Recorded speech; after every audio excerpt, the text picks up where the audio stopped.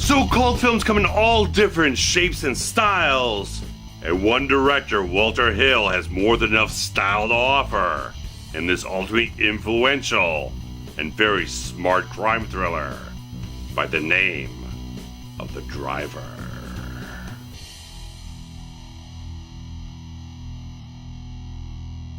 In Los Angeles, the slickest getaway driver around evades capture at every turn, leaving wrecked squad cars in his wake. That is, until an alluring eyewitness enters the mix, as an obsessed detective chomps at the bit to nail this driver, no matter what. As the eyewitness accepts a payoff to deny the cop his collar, she gets deeper in with the driver. Meanwhile, the detective sets up a game of cat and mouse with a group of second-rate criminals to snare his mark. And as the streets of LA are torn up with screeching rubber, the driver and the detective make careful moves through this chessboard of players and pawns. So many of you would know writer-director Walter Hill from many of his later films in his career, such as The Warriors, 48 Hours, Streets of Fire, Red Heat, another 48 Hours, and the recent Sloan film Bullet to the Head. But on July 28, 1978, he released a film that wasn't very welcoming from critics, didn't do very well at domestic box office, grossing only $4.9 million off of a $4 million budget, garnering only a little bit more traction and appreciation overseas. But going into The Driver, Walter Hill knew it was a bit of a risk doing this film because, from his standpoint, it was not the conventional Hollywood action film, going with a much more minimalist approach to dialogue and set pieces and various other things of just telling the story in a much more of a lean, stripped down, sort of streamlined type of fashion, and still in delivering a lot of his own signature style that you could see a lot of things from later in his career starting out from this type of film, and probably maybe even his Charles Bronson film before this, Hard Times. But Walter Hill is such a really good, solid type of director when he's really focused in on what he wants to do. He's got the right elements. He's always got this style, this feel, the vibe that he has with his films go ahead on such a very, just a satisfying, strong type of fashion here. And with The Driver, there is no delineation across that from his other work, that he puts forth a strong, solid piece of work as a director and a screenwriter going into this film, because you can see a strong correlation in the visuals and the style, the approach that he brings forth into this sort of gritty crime thriller type of aspect of the entire film here, and just the style of Walter Hill with all the cinematography that's utilized in this film, whether it's the nighttime neo-noir scenes where you got either the chase scenes happening or just some of the interesting locations selected for the film. It almost has a prototypical Michael Mann style to it that I know Mann and Hill were very much good, close friends going throughout the 80s and maybe beyond there and everything. So kind of these guys maybe come up from the similar type of aesthetic, a certain type of style, certain sensibility about how to photograph certain things and use geography in a certain way to juxtapose different feelings and sensibilities and moods and whatnot. It's such a rock solid looking film because a lot of it is just kind of locked down shots here and there to really just give us a stability to the film in general, because I just like how that feels, how it kind of works for how the performances are coming off on the screen, how Walter Hill stages and composes the shots with his cinematographer. It's just like one of those things, just like you can have a film that doesn't use a lot of motion and do a lot of push-ins, a lot of big dramatic moves, but you can be kind of simple with it and still achieve a really strong style to it in a certain way. And that's just the way Walter Hill works in a certain way, just like he knows how to capture those actors on screen and have those performances work the visual, work the scene, have that be the star of the moment instead of really trying to make it too much about the cinematography. Walter Hill can do this type of thing and make it work very, very well, because he's also a great director as well, because he knows how to grab these performances, grab these actors, pull them into the scene, and have them work so well, and just these locked down, interesting shots or whatnot that aren't doing anything too fancy, but he just knows how to do that, make it interesting, have you engage with it without having to be too stylized or whatnot. He always has a very simple, straightforward, lean type of style to him, sort of a storytelling style that is very economical in a certain way. That this whole film is very much about that type of thing, being very minimalist with the characters, that you don't have even names for the characters of this film. They're all just kind of identified by their occupations in the film.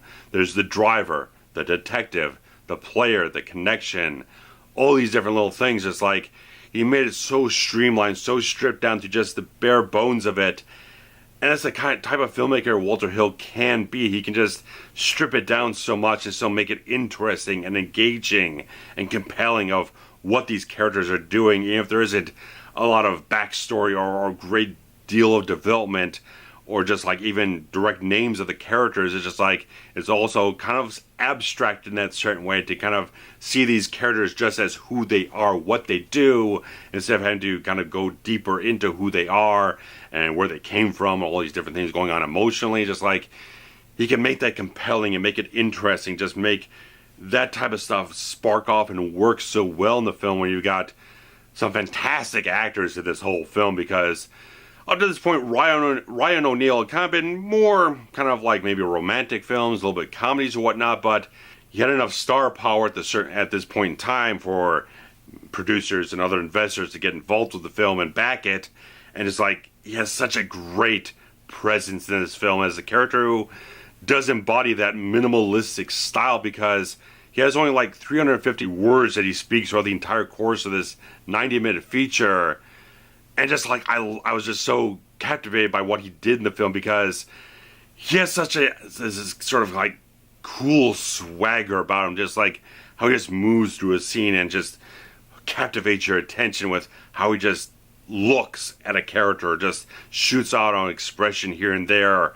He has a charisma that just kind of penetrates and radiates off him without having to do all that much in the film. Just like it's something that just projects outwards from him, because he just has that confidence, that coolness, that quality about him that just makes him such a tough, savvy, interesting type of character here, that you can just use that type of style of just having a character who doesn't have all that much dialogue, that just makes him more intriguing, gives him a little bit of mystique to him, that he's not really telling you all what he thinks or what he feels. He just kind of reserved and quiet, cool type of thing there. Like I said, he is savvy and everything, because he encounters some other lower tier criminals in this whole thing, that once he encounters them and kind of deals with them for a little bit, he turns his back on him. It's like, I don't deal with guys like you. I don't deal with these sort of ragtag type of guys who are a little bit more sort of outlaw, whatnot. They're not formed up type of guys. And even at the beginning of the film, after he does this big getaway heist with these one guys, because one of them was late, he's never going to work with this guy again. So it's like this interesting guy who has these little standards that you can definitely see. Again, this was definitely an influence on Nicholas Winding-Refn for Drive. And you can even see maybe a little bit of the transporter in this whole thing, just like these little ideas of this character who doesn't say a whole hell of a lot, kind of speaks softly and maybe carries a big stick or whatnot. Is one of these interesting things that just like he has certain standards, he has certain qualifying type of things of who he's going to work with and why he's going to work with something, or why he's going to cut ties with someone. Just like, I was just so intrigued by how Walter Hill crafted that character with the screenplay and everything, and how Ryan O'Neal just like clicks so much with what Walter Hill wanted for the performance here, and just like nailed it so much. Absolutely loved what he was doing here. And opposite him, you've got Bruce Dern, who's one of the most fantastic actors out there. This guy can just do whatever he wants and just nail it every fucking time. And I so thoroughly enjoyed what he had to offer in this film, because he is the counterbalance to Ryan O'Neal's Driver character, because Driver is much more that sort of reserved, sort of not terribly excessively spoken character, while Bruce Dern is kind of commanding scenes with how he's working the charisma, how he's working all these different things with a lot of dialogue, a lot of snappiness. He's just this cocky cop or whatnot that just feels like he's going to have everyone twisted around and manipulate everyone a little bit here and there to kind of get him to where he wants to kind of get on the trail of this cowboy driver or whatnot. It's like he's willing to put other things at risk or whatnot, trying to put even maybe his career on the line a little bit. His other fellow cops saying like, you may be risking your badge doing all this type of stuff, dealing with all these criminals to kind of twist things around and trying to double deal people here and there and everything. Just like, it's a risky type of thing that he could be doing here, and just like Bruce Dern just like nailing it every second he's on screen. Just like, he's just working it just so naturally. He just has that sort of quality. It's just like, this guy's a little bit sleazy. You know, he's a little bit of that guy you kind of want to love to hate in here, but Bruce Dern he just knows how to just work a fucking scene, just get everything tightened up a little bit, get you a little bit kind of just like, on the edge of just wanting to hate him so much in these moments where he's working Isabell Adjani or working Ronee or whoever it is, just kind of working back and forth, and everyone just, Ryan O'Neal just hits off that great, calm, cool in the film, and Bruce Dern just has that juice, that electricity, that kind of momentum that he's just loving every second he has to kind of work this character and all this type of stuff, just delve into everything he's got going on.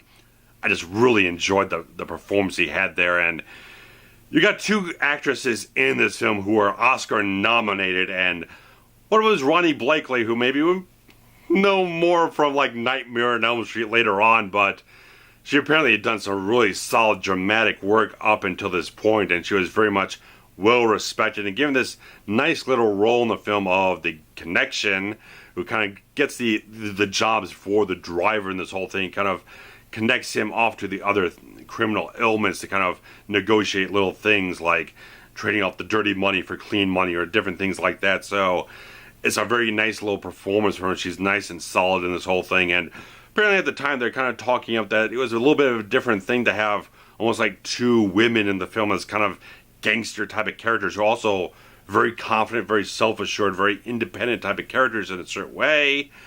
Because you got Isabell Adjani here, because she has this wonderful allure in the whole film, just this French-born actress who just had a wonderful aura about her in this whole film, that just like, they dress her so elegantly, and such a beauty and a grace to just her appearance alone. But she has this character that is a little bit vulnerable in a certain way. This character who's kind of negotiating into the kind of the gray areas between these two, kind of the cop and the driver or whatnot and everything, and just kind of like inching off more towards the driver and everything, and being kind of detested by the detective and everything. So this nice little game that's kind of played here, where she is credited as the player here, because she's kind of playing the situation here, kind of working this, working that, and just trying to get a little bit more for herself, and at the end of this whole thing being a witness to the original crime, and just like all these different things, just like she does a really good job to just bring a strong, grounded quality to her, that opposite these two actors, she just holds her ground so very strongly that I just love these scenes all over the place, where you just kind of have this attitude that she kind of comes up with against Bruce Dern at certain points, where she's very much abrasive towards him and stuff like that.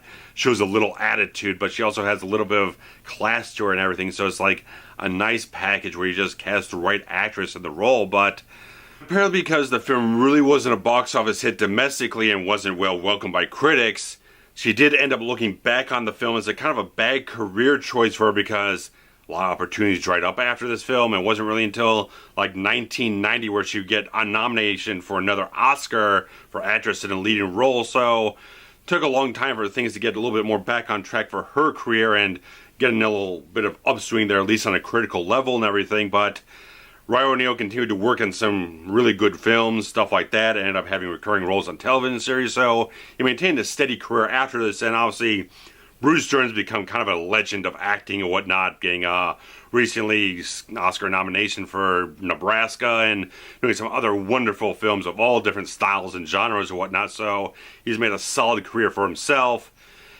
But Walter Hill said that if he wasn't already kind of like deep into starting production on The Warriors at the time this film hit, he probably would have had a stalled out career just like Isabell Adjani here, because something that gets that bad of a reaction, doesn't do well at the box office, could really just tank your career absolutely, especially for a director. But because The Warriors ended up being such a good, solid hit, despite a lot of the controversy that had with the gang violence and whatnot at the screenings, gross a good amount of money to actually let him continue on and make some other fantastically great films as the years went on and everything. But with The Driver, there was a lot of stuff with just production that, like, they were shooting a lot of stuff during the daytime sequences, but then they'd go off at night and shoot a lot of the other car chases, stuff like that. So it's like, it was very long days, exhaustive type of stuff that even for Walter Hill, a guy who says he would just stay up late and wake up early whatnot, it was just like a very long, drawn out type of thing for himself. And there are some things that didn't come off as well as he wanted to, because despite what I think of all these action sequences in the film, because they're absolutely fantastic type of stuff, first one, the film, which apparently didn't get done as well as Walter Hill intended, because apparently the end of the whole sequence was being shot at the very end of production, and apparently some guy got injured on set and everything, and they couldn't get all the shots that he wanted to, and he really couldn't get everything edited together the way he really would have wanted to. But still, every single action sequence, every single car chase in this film is executed so magnificently well, because this is in the era of, like, Bullet, which Walter Hill was a second assistant director on that film, and stuff like French Connection, all these different things. The Getaway, again, another Steve McQueen film where McQueen was apparently approached to be in the film as the driver and everything, but after Bullet and Getaway, we didn't want to do another film that was all about him and cars and chases and stuff like that, so he turned it down and everything. But in this era where you had so many films just nailing that type of aesthetic, that gritty, visceral car chase type of thing, this film absolutely does it, because it's Walter Hill just getting that fantastic visceral experience on screen, because so many of these car chases in the film are just get you right into the goddamn moment of the whole thing. You've got, like, the camera strapped to the bumper of the car, just going forward right into the front fender and just charging, propelling you right down the road through all the wrong things you would do. All the wrong things you would ever do in traffic is being done here. All this type of stuff, it just propels you into the moment of these car chases. They're just absolutely riveting. They're just absolutely, positively fantastic type of stuff, because you go back and watch something like this, you can see just how effective a simplistically constructed car chase can be, where you don't have to have, again, 100, 1,000 edits every minute or whatnot. You can put together really, again, that really rock solid type of cinematography here. The lockdown shots on just like I said, the fender of the car, or just shooting back into the driver and the passenger of the car or whatnot. You've got the visceral sonic experience of just the engines roaring and the tires squealing, where there's almost never any score in any of these sequences, where I've seen other films that have tried to do this, and I don't find them half as thrilling as what Walter Hill achieved with every single car chase in this film. Because even the little thing where the driver is doing this sort of test out run in this abandoned parking garage still hits off at such a fantastic level here, where he just gets to a point where he just knows he's not going to work with these guys, and those are kind of full of shit or whatnot, and he's just wrecking the car back and forth, and just like every little thing feels so absolutely real. It's not over stylized, it's not overblown. The car crashes just feel absolutely authentic and real. And just like every time they just launched into one of these things, it's like it just got me charged up. It's just like I was so just enthusiastically excited, riveted, just absolutely ecstatic for these moments. It's like it's fantastically put together. It's wonderful type of stuff. Just how the storytelling works in these types of things, and how you get the cleverness and the skill of the characters unraveling in these moments that you see these types of things happening. It's just a fantastic thing to behold, how it all comes together organically, with how Walter Hill does nothing gratuitous in this film. Nothing's here that's extraneous. There's no fatness. All just, again, that lean way of telling a story and just propelling the narrative forward on this whole thing. It's total Walter Hill style. And just, I can't praise these action sequences enough. They're absolutely fantastic in every type of way. And just, again, how you mix it all together with these interesting characters, with the driver and everything being this guy who never shows a lick of fear. He's not afraid of guys he shouldn't be afraid of. Even when one of these punk guys is coming up to him with a gun, he punches the motherfucker in the face because he knows he's full of shit. He's not going to pull a trigger. He doesn't have the guts to do shit. It's a fantastic character, fantastically woven film in a certain way that, again, keeps things simplistic. You don't have to overwork things. You don't have to get so deep or whatnot. You can create an effective, entertaining type of film like this that isn't dumb or whatnot. It's a very smart, clever type of film too, because you've got little things here and there going on in the film that doing little things with the switching of the bags of the money and whatnot, and leaving the detective off to go on this train, hunt this other guy down. It's like, it's simple, but it's effective and it's smart. And how many films can you say about that today, that a lot of things will keep things simple, but they'll keep it simple and dumb. So a lot of films don't do simple, smart type of things very well anymore, on this type of quality and whatnot, that you can have a solid director with a very streamlined type of script that doesn't have to do anything too fresh or too bombastic in a certain way that's over the top. You can still nail that satiation for the action and everything, and the interesting performances that you have going on here, and the dynamics and the relationships, all these different things. We got this dogged detective who just absolutely thoroughly determined to get this other guy with whatever means he has to. And it's like, maybe in a certain way the film could go a little bit further with that sort of thing, where you can get maybe have the detective be a lot more afraid, be a lot more sort of just going off really strained into the deep end. Because we've definitely seen that in other films, probably later on beyond this and everything, but I just like how the film does have a certain wit to it. It has a certain quality that it doesn't have to take things as weighty as it has to.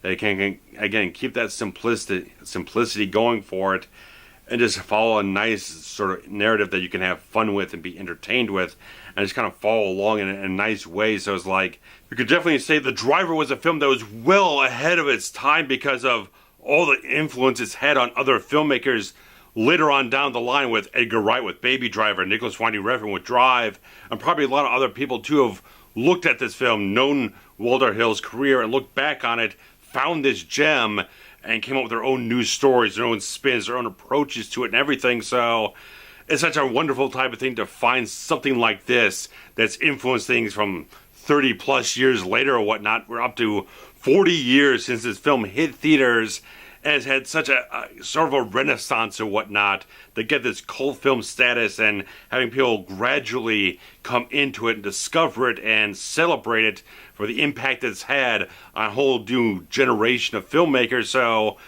this is me adding into that to implore you guys to go track this film down as best you can, but it's a little hard to find because in the US there was a Twilight Time limited edition Blu-ray about 5 years ago, so it's sold out, and any copies you're going to find are very highly priced. A lot of other Blu-ray versions that are released overseas are pretty much the same packages, but are Region B locked. The one in Japan is Region A, but it's going to cost you about $40 to get it, so it's a little hard to track down in an HD format, but if you have to, grab the DVD, which is a bit of a noisy print or whatnot, but you'll still get the experience of the film and get the appreciation, hopefully, for what Walter Hill was able to achieve with this film. And whether you've enjoyed this film for a long period of time, just discovered it, or anywhere in between, I definitely implore you guys to strike up some discussion in the comments about what you feel about the film, or just Walter Hill's career in general, whether it's like 48 Hours or The Warriors or stuff like that is your favorite film, or what it is that just says and defines Walter Hill to you overall. So just throw it in the comments, guys. I'd love to hear what you guys feel about it. And just in general, I always very much appreciate you guys watching everything, commenting, liking, sharing stuff around. Just general discussion is something I just very much enjoyed from what you guys bring to this channel, because it's just not just me shooting videos, editing stuff and whatnot. It's like, if there's no one out there engaging with it, is not as good of an experience. So thank you so much, guys, for just jumping in there, being engaged with what I have to offer here. And if you're interested to kind of see more stuff expand on the channel, or just get a little extra incentive, there is the Patreon there. So a few bucks a month, get you a little early access, a few other little things here and there. So go there or just stick around, keep watching and promoting things around here. So thank you so much. I was so very much enthusiastic to get in and talk about this film, and hope you enjoyed it as well. So guys, thanks much. Take care. Bye-bye.